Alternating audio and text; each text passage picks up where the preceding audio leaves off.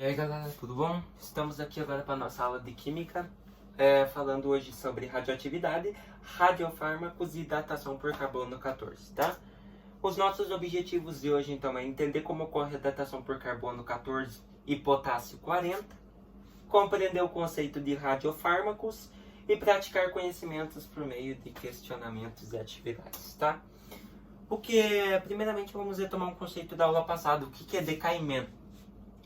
Desintegração ou decaimento radioativo corresponde ao fenômeno de transformação de um átomo em outro, por meio da emissão radioativa a partir de um núcleo instável. Então, um núcleo instável emite radiação, emite partículas radioativas, e ele decai para a transformação de um átomo menor. Nós chamamos, então, de esse átomo instável, esse núcleo instável, primeiro de isótopo pi, e esse isótopo pi vai sofrer um decaimento e vai gerar átomos menores, que nós chamamos de isótopo filho. Beleza? É basicamente isso.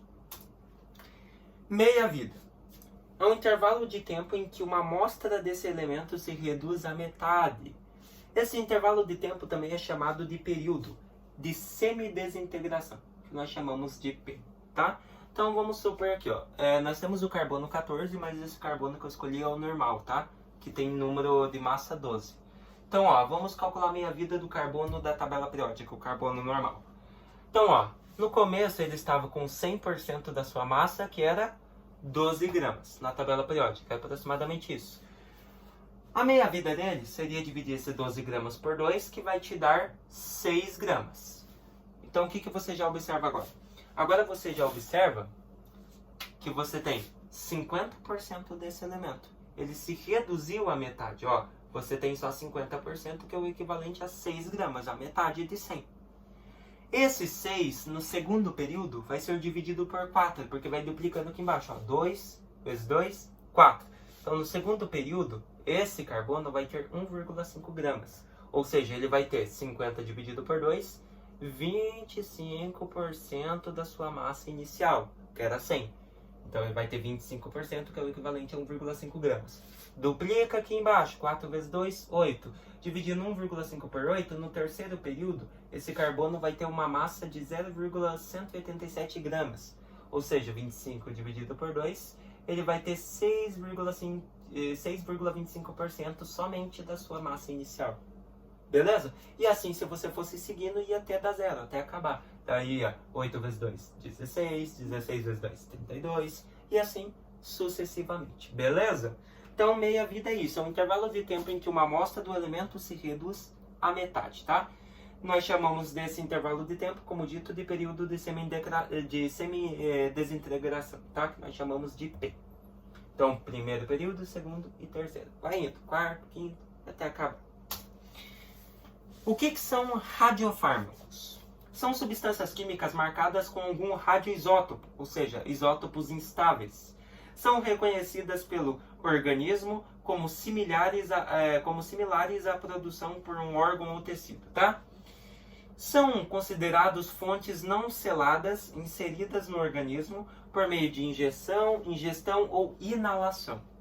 Esses compostos são utilizados na medicina nuclear tanto em diagnósticos quanto em tratamento, tá? Então, radiofármacos são elementos, são substâncias químicas radioativas que são utilizadas, são legalizadas para se utilizar em pessoas como meio de diagnóstico ou até forma mesmo de tratamento, beleza? São remédios.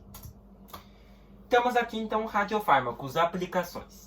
Os radiofármacos agem a partir da liberação de energia pelo radioisótopo contido nos mesmos.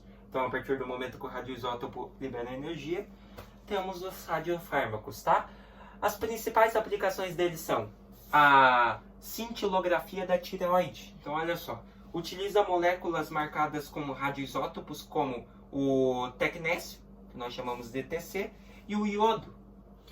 Na imagem está representada, então, a cintilografia da tireoide com o radioisótopo, tá? Então, o radioisótopo serve, como dito, para diagnósticos. No caso aqui, foi a da cintilografia da tireoide, beleza?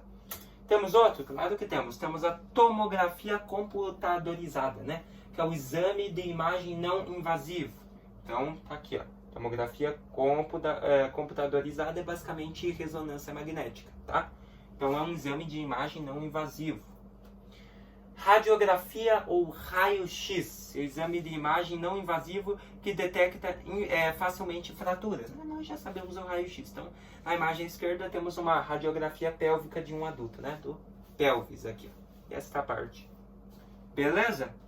Então, tá aí os radiofármacos, né? Estão muito presentes na indústria medicinal, por exemplo. Outras aplicações de radioisótopos, né? O decaimento radioativo é um parâmetro importantíssimo na determinação do tempo na arqueologia, tanto que é reconhecido como relógio geológico, tá? Então o decaimento é muito importante e através do decaimento você consegue descobrir, por exemplo, a idade de uma espécie ou de um osso, de alguma coisa, de uma molécula. Isto ocorre devido ao tempo de meia-vida dos isótopos radioativos. O tempo de meia-vida varia de isótopo para o outro. Para essa aula, usaremos o exemplo do carbono 14 e o potássio 40. Veja comigo então. Carbono 14. O isótopo radioativo do carbono está presente no CO2. Então já é um carbono meio diferenciado do normal da tabela. Que é absorvido pelas plantas e é facilmente incorporado em cadeias alimentares. Quando um ser vivo morre, a quantidade de carbono diminui por meio do decaimento radioativo. Beleza? Então, quando o ser vivo morre, a quantidade desse carbono é liberada por meio do decaimento. Sabe-se que o tempo de meia-vida do carbono corresponde do carbono 14, né? Corresponde a 5.730 anos. Ou seja, se um organismo vivo morreu há cerca de 5.730 anos, terá a metade da massa do carbono 14. Desta forma, os cientistas conseguem prever a idade de um artefato arqueológico, como por exemplo ossos de dinossauro. Então, olha só. Exemplos. A idade de sarcófagos egípcios, na imagem ali, é determinada por meio da datação do carbono 14, assim como múmias e objetos existentes nas tumbas e nos sarcófagos. Tá? Então, para descobrir a idade desses objetos, desses materiais, é utilizado carbono 14. A datação por carbono 14 também é utilizada para a avaliação da veracidade de quadros, vasos e outros objetos. Ou seja, quanto mais antigo ele for, mais ele custará. Beleza? E daí nós temos, então, por fim, o potássio 40, né? O potássio, daí sim são ossos, eu confundi, tá? Então, agora sim. Potássio 40 é utilizado quando a idade do fóssil, do artefato, ultrapassa a idade de 65 milhões de anos, pois torna-se mais preciso a utilização de isótopos radioativos de minerais, que já se encontram na natureza há muito tempo, né? Já o carbono não é um mineral, é um gás, não está muito presente aí, né? Uma vez que a técnica se baseia na liberação de argônio. Isto ocorre porque, ao sofrer decaimento radioativo, o potássio forma argônio 40. Assim, para determinar a idade do fóssil ou do artefato, faz-se a relação de potássio 40 e de argônio 40. A imagem ao lado é de um fóssil de um escorpião de 437 milhões de anos. É considerada a criatura terrestre mais antiga. Então esse é o fóssil mais antigo considerado que eles já acharam. Como que eles descobriram a idade? Através da datação do potássio 40, liberando argônio 40. Beleza?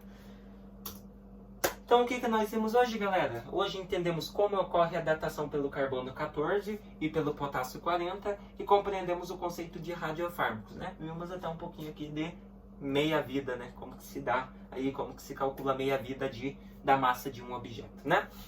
Eu espero que vocês tenham gostado dessa aula, tenham entendido esse conteúdinho aí de radiofármacos, meia-vida e decaimento. Na próxima aula nós já começamos aí em ligações químicas, tá? Vamos aprender o diagrama de Linus-Pauling, certinho por certinho, tá? Distribuição eletrônica. Se vemos na nossa próxima aula.